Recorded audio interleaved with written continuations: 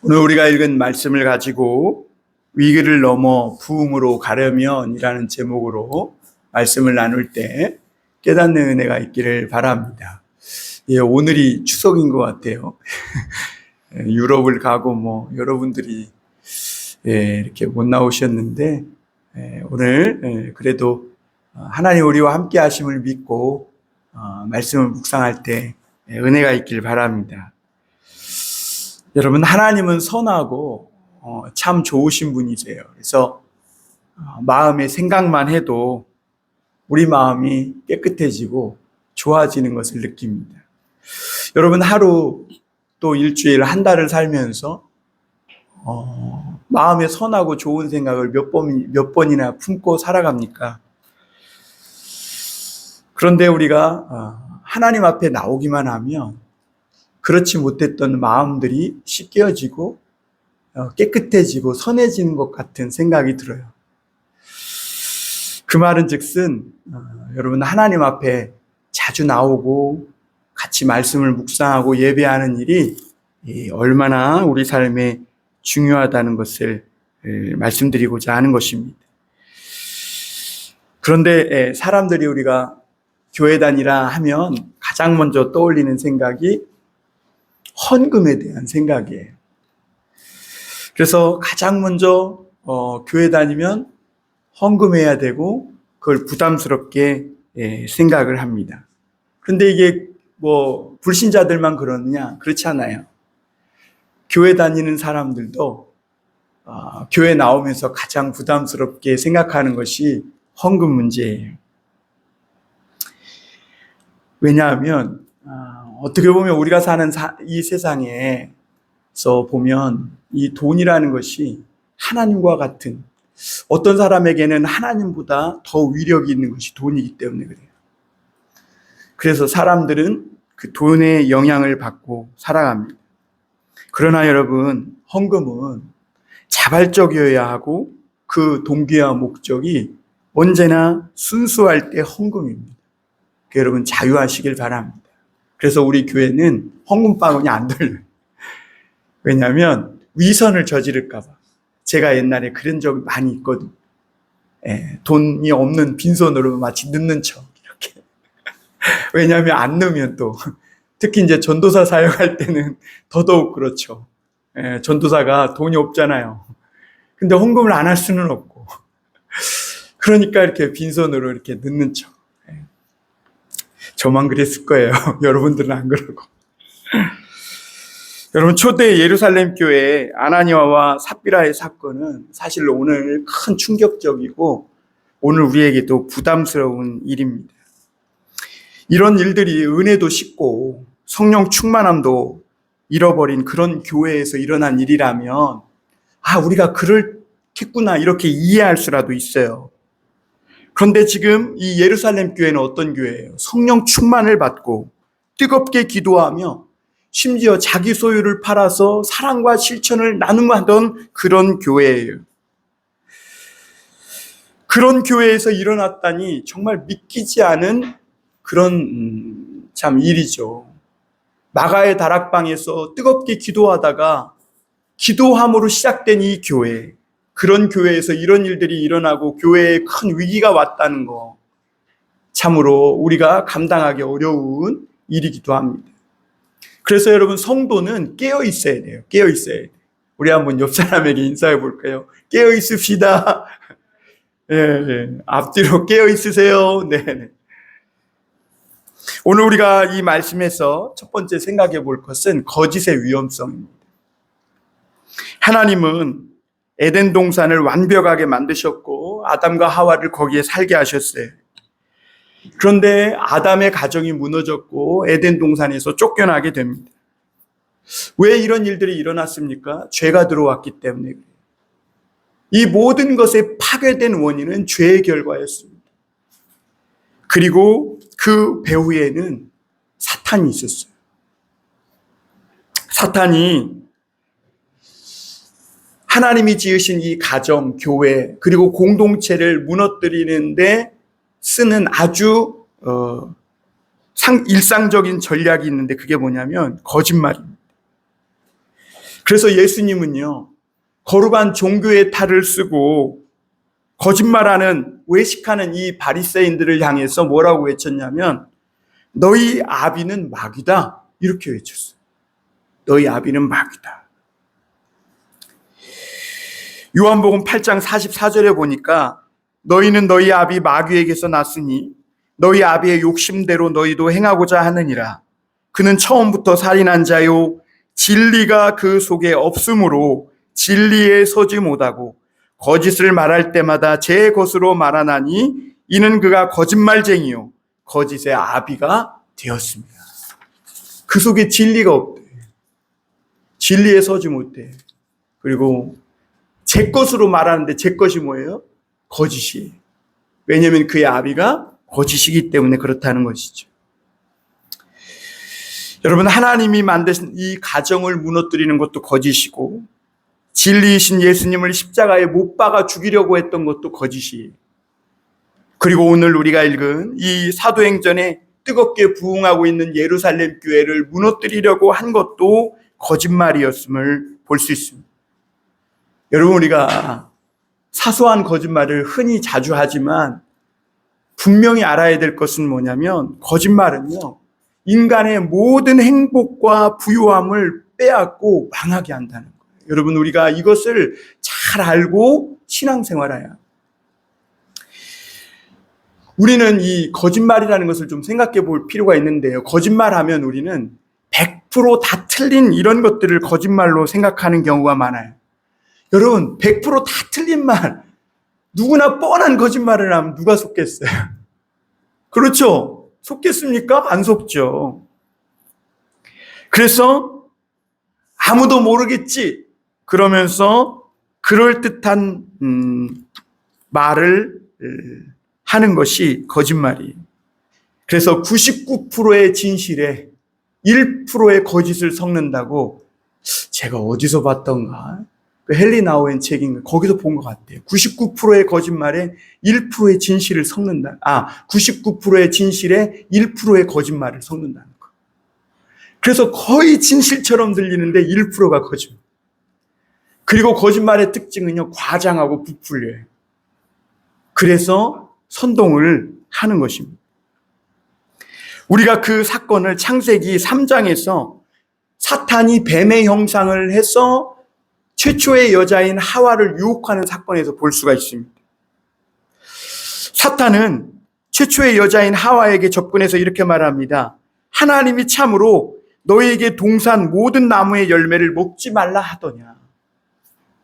여러분, 하나님이 동산의 모든 나무의 열매는 먹되, 그렇죠? 먹지 말라고 한 게 아니라 먹되, 중앙에 있는 실과 열매, 그 나무의 열매만 먹지 말라 그랬잖아요. 근데 그걸 뒤집어 말한 거죠.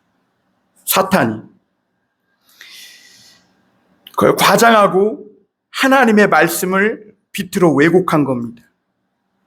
왜 이렇게 말했냐면, 하와 안에 있는 이 마음에 이 불만과 불평의 마음을 부추긴 거예요.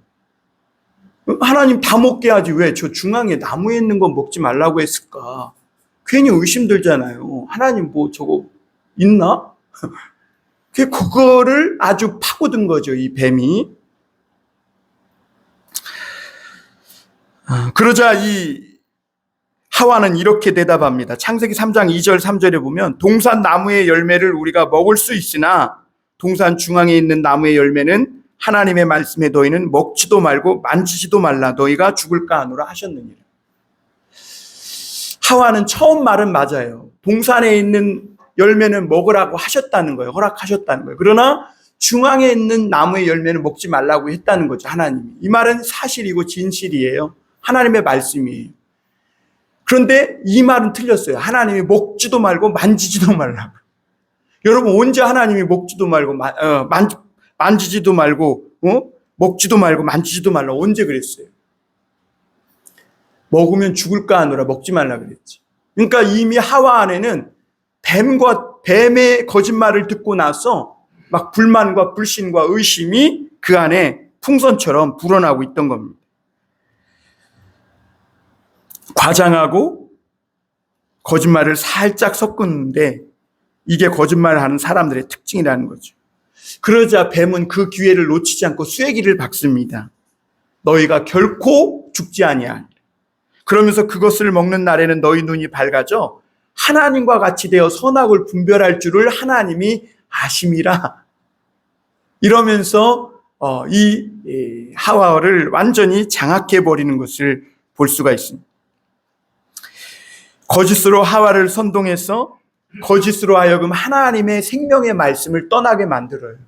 그리고 하나님을 향해 불평불만하고 마치 자신이 하나님과 같이 될 것을 하나님이 두려워하고 시기해서 이 열매를 먹지 못하겠구나라는 부정된 생각을 갖게 만드는 것을 보게 됩니다. 여러분, 어떤 교단에 보니까 한 목사가 목사를 고소했어요. 동료 목사를. 그런데 그 고소한 사건은 공동체를 위한다는 사건이었지만 그 고소 내용은 다 거짓이었어요. 약간의 진실에 거짓이 거의 99%였어요. 그런데도 그 목사가 그 교단에서 힘이 강력하니까 그 목사가 고소한 고소장의 내용이 다 거짓임에도 그것을 받아들여서 그 동료 목사를 제명해버린 그런 사건이 있었어요. 여러분, 거짓말은 이토록 한 개인뿐만 아니라 하나님의 이름을 대건 큰 교단도 무너지게 하는 걸 볼 수가 있습니다. 사랑하는 성도 여러분, 거짓말은요, 개인의 기질이나 성향이 아니에요. 심각한 아주 무서운 죄이며 영적인 문제인 거예요.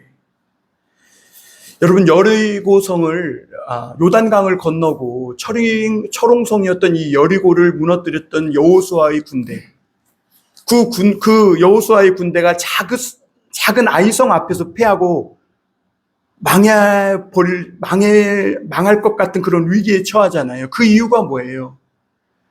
그 수많은 이스라엘 백성 중에 아간 한 사람의 거짓말 때문에 그런 거예요. 진정으로 우리가 예수님을 믿고 거듭났다면 거짓말 문제만큼은 분명히 회개하고 우리가 이 거짓말만큼은 하나님의 말씀으로 치료받을 필요가 있어요. 거짓말만큼. 거짓말은 왜냐하면 사탄의 속성이고 예수님이 말한 대로 이것은 사탄에게서 난 성향이고 그리고 거짓의 아비가 마귀이기 때문에 그래요. 내가 거짓말을 하는 순간 나는 마귀의 자녀가 되는 거예요. 그러므로 거짓의 문제가 해결되지 않으면요, 어떤 사회나 공동체는 무너져요. 여러분, 우리 사회가 CCTV가 많아진다는 거, 블랙박스가 많아진다는 거, 이게요 좋은 일이 아니에요. 하나님이 다 보고 계신다는 것을 알고 사람들이 하나님을 두려워할 줄 알면 CCTV 안 달아도 되는 거예요, 사실은. 그래서 예전에는요, 교회 하나가 서면요, 경찰서 10개가 생긴 것보다 낫다 그랬어요. 그만큼 사회가 정화된다는 거예요. 왜? CCTV가 없고 누가 보지 않아도 보이지 않는 하나님을 두려워하며 살아가니까 성도들이 작은 거짓말도 함부로 못하는 것이죠. 여러분, 코람데오란 하나님 문 앞에서 살아가는 삶이에요. 나의 하나님 아버지가 하늘에서 다 내려다보고 있는데 우리가 어떻게 하나님의 눈을 의식하지 않고 살아갈 수 있겠냐는 거죠. 그래서 다윗은 시편에 보면 하나님은요, 사람의 심장 패부, 그 말은 다른 말로 무슨 말이냐면 마음과 생각까지도 다 살피시는 분이라 고백하고 있음을 보게 됩니다. 여러분, 하나님을 주인으로 모시고 산 이 베드로, 그리고 요한, 그리고 초대교회의 사도들이 목숨이 달린 경각간에 그 순간에도 뭐라 그래요? 내가 너희 말 듣는 것이 하나님의 말씀 듣는 것보다 옳은지 너희가 판단하라. 왜? 하나님이 보고 계심을 알았기 때문에. 두 번째로 우리가 생각해 볼 것은 예루살렘 교회에 닥친 위기입니다. 여러분, 우리가 사도행전을 보면 사도행전 5장 전까지는 굉장히 사도행전이 뜨겁고 은혜롭습니다. 그런데 5장을 넘어가면서 예루살렘 교회의 이 뜨거운 분위기가 차갑게 식는 그런 듯한 느낌을 받습니다. 앞서 말씀드린 대로 예루살렘 교회는 마가의 다락방에서 기도할 때 성령의 불이 임하면서 시작됐어요. 그리고 베드로의 설교를 통해 복음이 예루살렘과 유대를 지나서 빠르게 복음화되고 있었고, 그리고 성령의 은혜가 임하니까 성도들에게는 하나님의 사랑이 부어져서 자기 재산을 팔아가지고 가난한 자들을 섬기고 돕는 이런 사랑 나눔과 실천이 시작됐음을 보게 됩니다. 그리고 교회를 통해서 무엇보다도 평생 걸을 수 없었던 이 나면서 하반신을 못 쓰게 된 이 장애인이 일어나 걷게 되는 이런 기적이 일어납니다. 그뿐 아니라 사도들은 어때요? 아직 자기들이 마이너리티예요. 그러니까 소수잖아요, 소수. 그럼에도 불구하고 세상과 타협하지 않고 거짓 앞에 목숨을 구걸하지도 않는 그런 삶을 사는 것을 우리가 볼 수 있습니다. 그런데 여러분, 오늘 말씀해 보면 사소한 것 같지만 이 뜨겁고 은혜 넘치는 교회를 무너뜨릴 수 있는 아주 섬뜩하고 끔찍한 일이 일어납니다. 사실 이런 일들은 오늘 우리 주변에서도 흔히 일어나는 일이고 아주 쉽게 마주치는 일들입니다. 그러기에 오늘 우리는 이 일의 배후를 꿰뚫어보는 통찰력이 필요하고, 그리고 오늘 분별하는 일들이 필요합니다. 여러분, 성령 충만한 이 예루살렘 교회가 자기 재산을 팔아서 가난한 자들을 섬기는 이 사랑과 급진적인 나눔, 그런 은혜가 시작되었어요.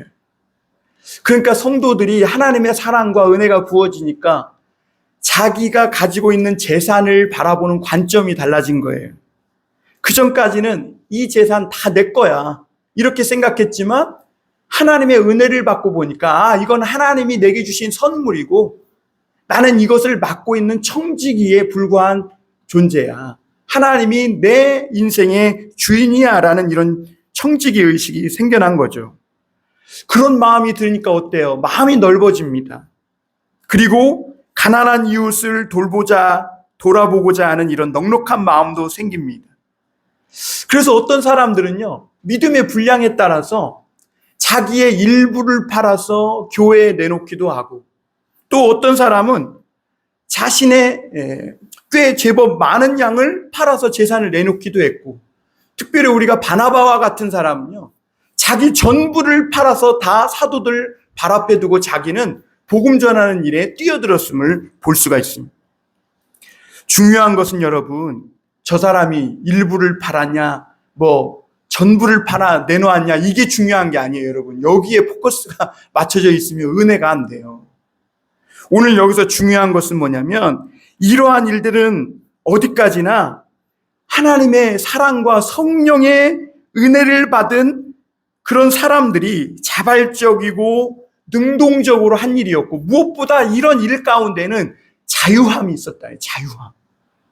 자유함. 여러분, 자유하시길 바랍니다. 나 교회 와서 헌금 많이 못 하는데 교회 못 가, 그러지 마시라. 자유함이 있었어요. 그래서 제가 헌금 바구니 안 돌린다니까요.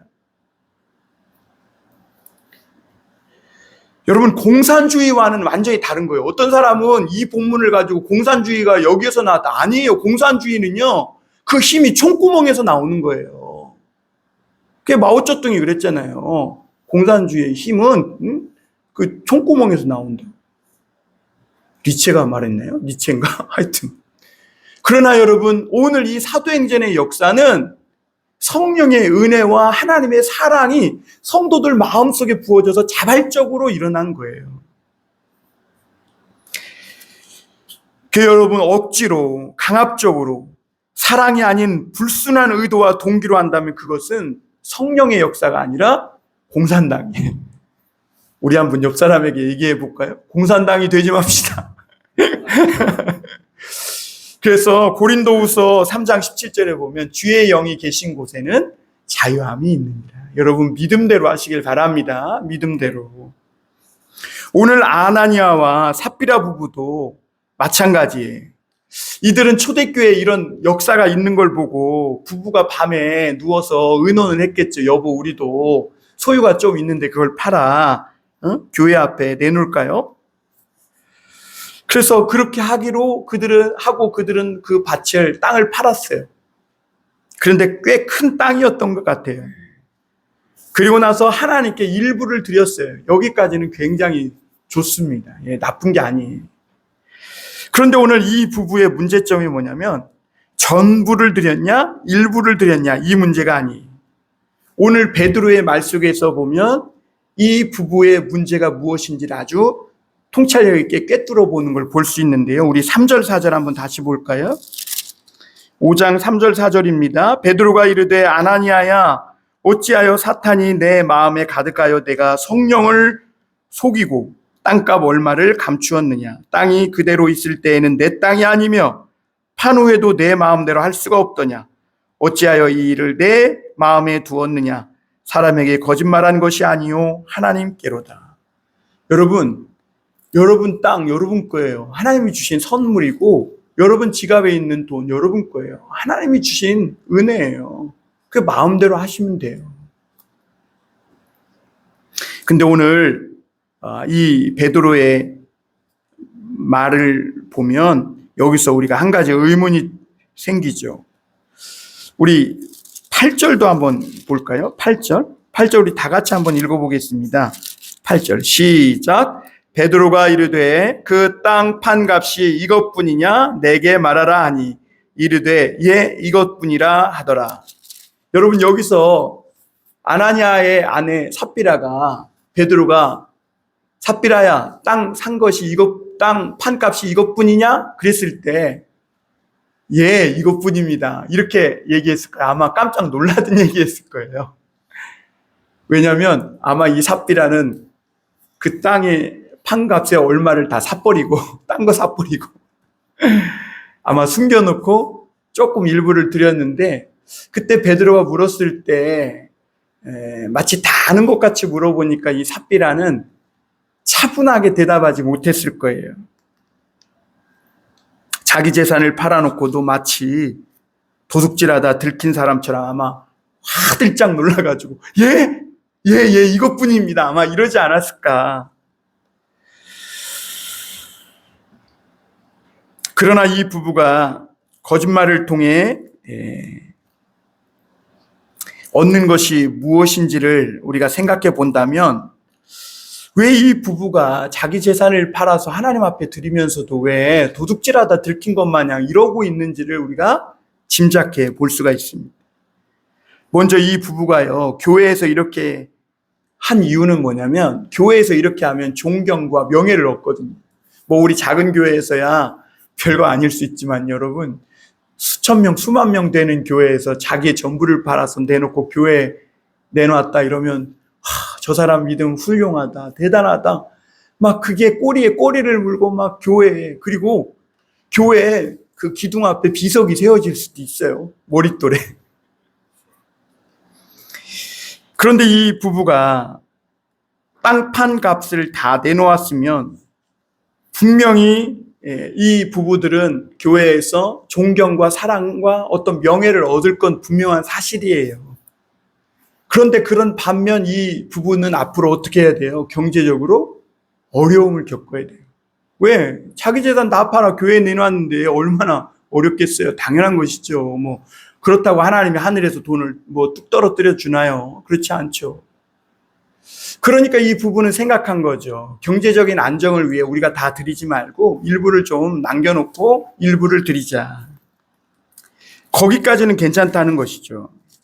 그런데 이 부부는 그것을 마치 전부를 드린 것처럼 그렇게 거짓말을 하고 있다는 것이죠.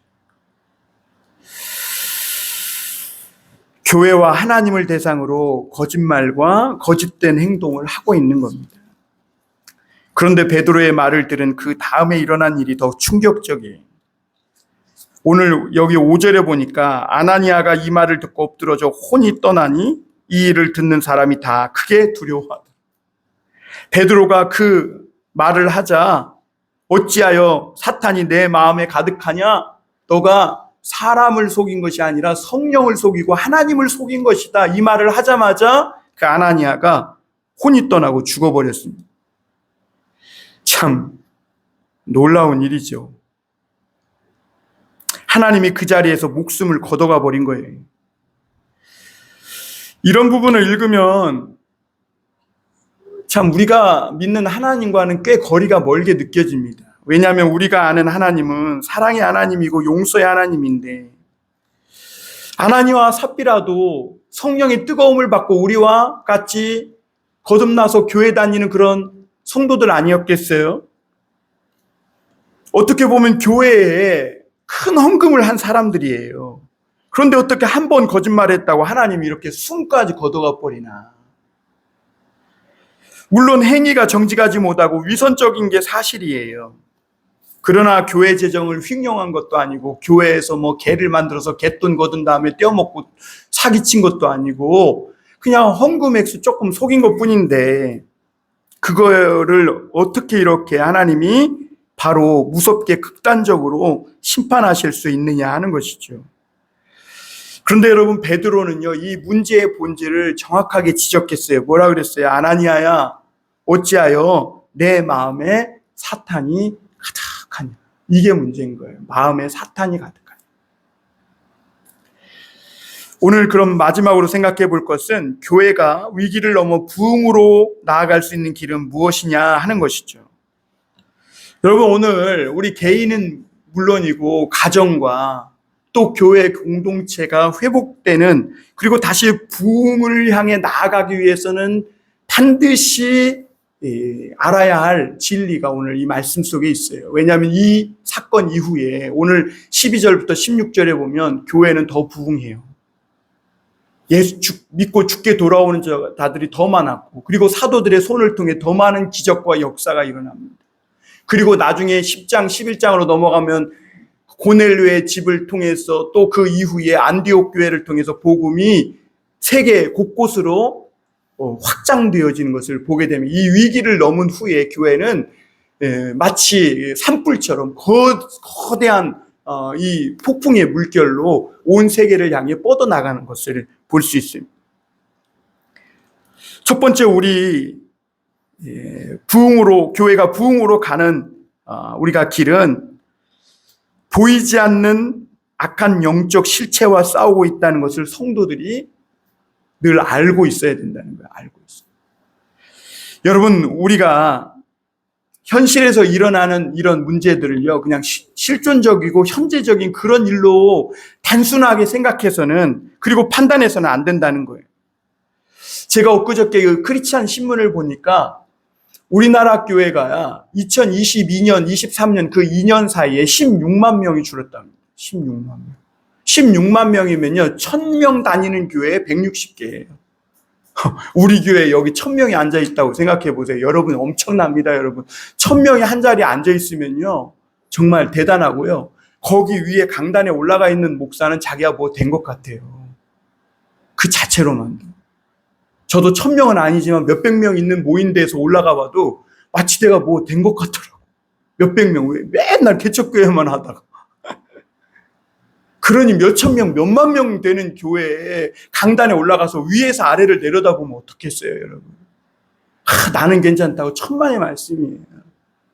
우리는 악한 실체와 싸우고 있다는 것을 늘 여러분 깨닫고 있어야 돼요.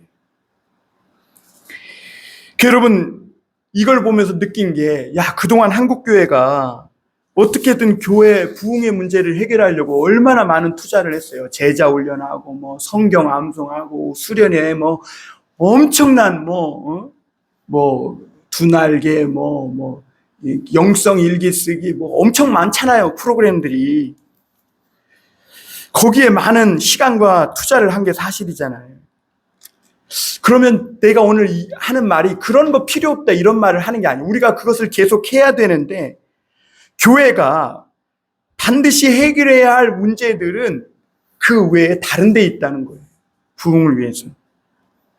교회는 여전히 어떤 비전이나 시설, 예배 운영, 프로그램, 이런 외적 요소로 교회의 문제를 해결하고 부흥의 물꼬를 트려고 노력을 합니다. 어떤 교회는 뒤에서 전도사가 불을 끌 때 조금만 늦게 꺼도 목사님한테 혼난다 그래. 아주 정해져 있어. 껐다 켰다 껐다 켰다 음악 들었다. 이게 다 정해져 있어. 화면 딱 비쳤다가. 다 중요해요. 좋죠. 성도들이 예배를 돕는 건데 얼마나 아름다운 일이에요. 그런데 여러분, 우리가 교회 이런 시설, 프로그램, 심지어 능력 있는 사람들로 교회가 가득 차고 이 모든 일들이 다 준비해 두었더라도 거기에 한 가지가 빠진다면 그거 아무것도 아닙니다. 그게 바로 뭐냐면 하나님이 우리 성도들의 마음에 부어주시는 은혜와 그 하나님의 성령의 역사에 이게 빠지면 안 돼요. 이게 빠지면 다른 것은 다 깡통이에요, 깡통. 하나님의 부어주시는 그 은혜와 성령의 역사가 각 사람들의 심령에 임하면 가장 먼저 일어나는 것이 뭔지 아세요? 거짓된 것을 회개하는 역사가 일어나요. 이사야 보세요. 우시야 왕이 죽던 해에 성전에 들어가서 기도하려고 했다가 하나님이 그 입술에 막 숯불을 대고 지져버리잖아요. 왜? 부정한 자가 되었다는 거예요. 입술이 부정한 자. 거짓말 됐다. 여러분, 왜 언약궤를 다윗이 그 예루살렘 성전으로 들여오는데 왜 그 언약궤를 만지던 사람들이 죽습니까?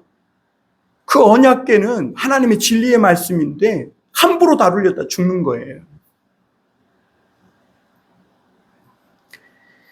여러분, 한국교회가 큰 부흥을 이뤘고 세계를 선교하는 교회가 되었습니다. 그런데 오늘날 다시 한번 눈을 들어 한국교회를 보세요. 오늘날 이 한국교회 큰 교회들마다 아나니아와 삽비라와 같은 이 거짓말로 진통을 겪지 않는 교회들이 몇 교회나 돼요. 여러분, 큰 교회 한번 보세요. 이런 거짓말 때문에 교회들이 쪼개져 있고 다 자기가 진리래. 그러면 어느 한쪽은 거짓말이잖아요.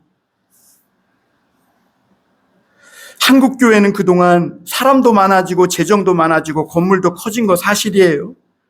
그러나 은금이 풍부해지고 사람의 파워가 세질수록 예수님의 이름의 능력은 작아졌고 하나님의 은혜와 능력보다 돈과 사람의 힘을, 위력을 더 의지하는 교회로 변한 것이 아닌가 이런 생각이 들어요. 저도. 예루살렘 성전이 큰 건물을 짓고 그 안에서 웅장하고 화려한 제사를 드릴 수 있었을지는 모르지만 생각해 보세요. 하나님의 은혜를 잃어버린 성전은 성전 미문에 앉아있던 나면서 앉은뱅이 돼서 평생 구걸하던 그 한 사람도 해결하지 못했어요. 그런데 여러분, 은과 금은 나 없어도 내게 있는 것으로 내게 주노니 곧 나사렛 예수 그리스도라고 외친 그 베드로와 요한의 그 믿음의 선포를 듣고 그 앉은뱅이가 일어나는 놀라운 기적의 역사를 이룬 것을 우리는 알고 있습니다. 하나님의 은혜를 잃어버린 성전은 탐욕에 젖어 있었기 때문에 그 한 사람 회복시키기도 버거웠던 겁니다. 여러분, 오늘 이 역사는 12절부터 16절에 다시 한번 보면 한번 제가 조금만 읽어드릴게요. 12절부터 사도들의 손을 통하여 민간의 표적과 기사가 많이 일어나매 믿는 사람이 다 마음을 같이어 솔로몬 행각에 모여서 예배를 드린 거죠. 그리고 믿고 주께로 나오는 자가 더 많으니 14절입니다.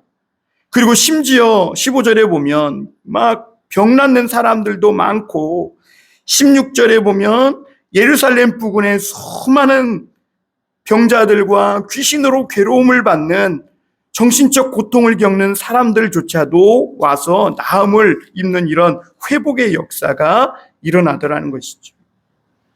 사랑하는 성도 여러분, 우리는 사람이나 현실이나 나타난 문제와 현상만 볼 것이 아니라 믿음의 눈을 떠서 이 교회와 우리 자신을 무너뜨리고 망하게 하는 이 어둠의 실체를 볼 수 있어야 합니다. 그러므로 말씀을 듣기 위해 자주 모이고 하나님의 은혜가 우리 마음과 생각에 부어지도록 많이 하나님을 생각하고 묵상하는 게 좋아요. 예루살렘 교회는 아나니아와 삽비라의 일로 큰 위기를 만났습니다. 그런데 그 위기를 성령 충만한 사도들이 어떻게 해결했는지, 그리고 그 결과가 어떠했는지 오늘 성경은 말씀해 주고 있어요. 우리가 앞서 읽은 대로 5절, 9절, 11절 우리가 한번 볼 수 있는데요. 우리가 두 구절만 다시 한번 볼까요? 5절과 11절입니다. 5절과 11절 같이 한번 다시 읽겠습니다. 시작. 아나니아가 이 말을 듣고 엎드러져 혼이 떠나니 이 일을 듣는 사람이 다 크게 두려워하더라. 11절 한번 읽어볼까요? 시작. 온 교회와 이 일을 듣는 사람들이 다 크게 두려워하니라. 여러분, 여기서 반복되는 말이 있죠. 교회와 이 일을 듣는 사람들이 다 크게 뭐했다? 두려워했다. 여러분, 아나니아와 삽비라의 일은 예루살렘 교회의 부흥의 불에 큰 걸림돌이었습니다. 그런데 그 위기가 일단은 사도들의 가감없는 말씀 선포를 통해 해결되었어요. 만약 베드로가 타협했다면, 여러분 타협하기 또 얼마나 좋아요. 교회에 자기 소유를 팔아서 감추긴 했어도 그 절반을 낸다니까 그 헌금 양이 어땠겠어요. 그러니 야, 이것도 감사하지. 잘했어, 잘해. 이래야 되는. 그런데 베드로는 뭐라 그래요? 하나님의 말씀을 더하거나 빼지도 않고, 아나니아야, 어찌하여 내 마음에 사탄이 가득하여 사람, 성령을 속이려 드느냐. 너는 사람을 속인 게 아니라 하나님을 속인 것이다. 이렇게 선포하는 걸 볼 수 있습니다. 그러자 아나니아는 그 자리에서 숨이 멎은 것이죠.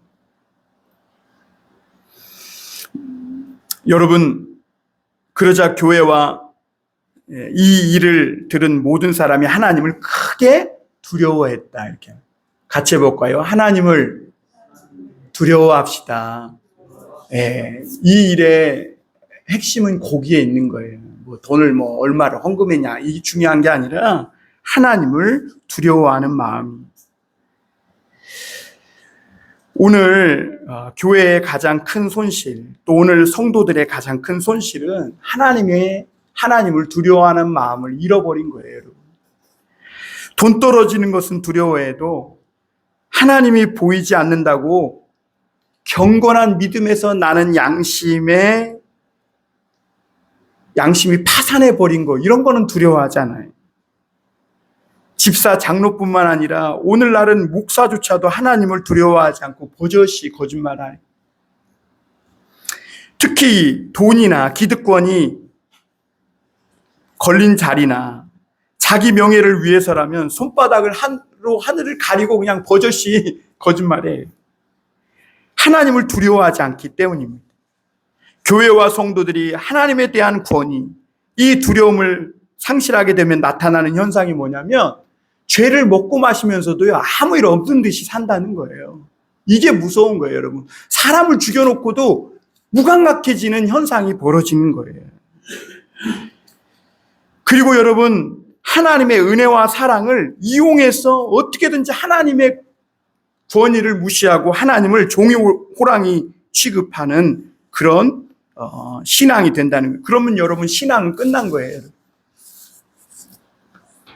오늘날 쇠락하고 있는 교회의 문제를 타개하고 위기를 넘어 부흥으로 나아가는 그 해답은 어쩌면 단순하고 가까운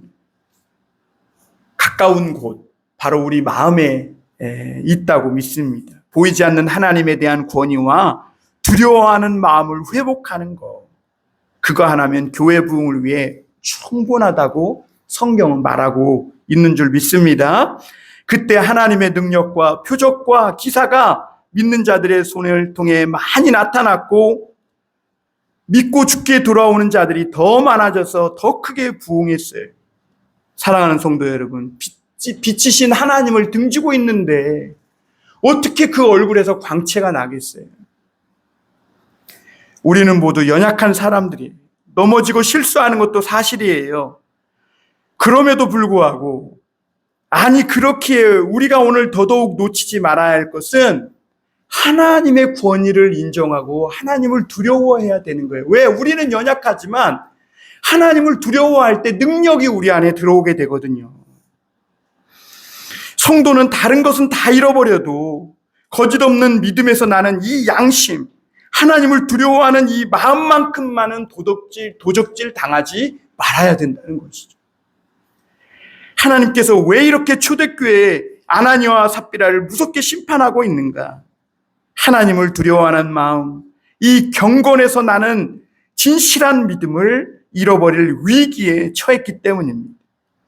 여러분 보십시오. 지금 초대교회는 성령의 역사로 안진뱅이가 일어나고 있고, 사도들은 목숨을 내놓고 거짓에 맞서서 진리를 말하고 있고, 믿는 자들이 교회에 모여 기도하고 있고, 자기 소유를 팔아 나누고 있고, 살아계신 하나님 앞에서 사는 것처럼 성도들이 다 고난과 어려움을 감수하며 믿음으로 살고 있는데, 아나니아와 삽비라는 하나님을 지금 유령 취급하고 종이호랑이 취급하고 있는 거예요. 지금 이런 거짓된 신앙이 이제 막 피어난 성령 충만한 교회에 들어오면 어떻게 되겠어요?